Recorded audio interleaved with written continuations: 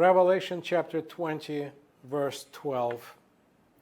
And I saw the dead, great and small, standing before the throne, and books were opened. Another book was opened, which is the book of life. The dead were judged according to what they had done, as recorded in the books.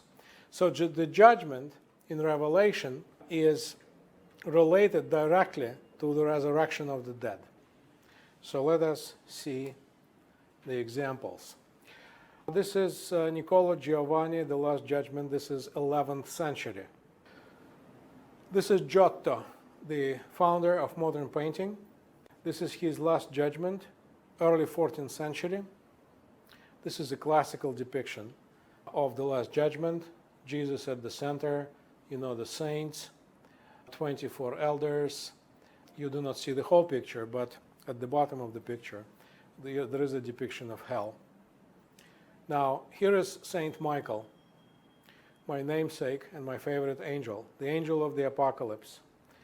This is 15th century source depicting Michael trying to figure out who is going to heaven and who is going to hell.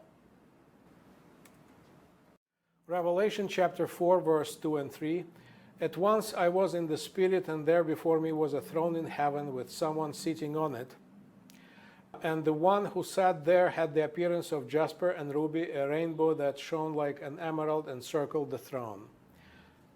So here are some other examples of the judgment and of heaven. This is a famous, The Last Judgment, 16th century.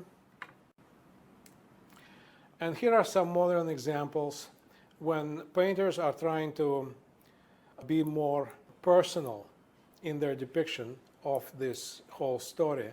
They do not follow the rules of Christian iconography, and they are trying to depict the resurrection, which is the central event of the judgment. Now, this is John Martin, The Last Judgment, middle of the 19th century. And here is a French painter, The Resurrection of the Dead, also 19th century, Victor Louis Mottez, The Resurrection. And finally, a 20th century example of the resurrection, Stanley Spencer, The Resurrection, that seems to be happening at the backyard of his own church.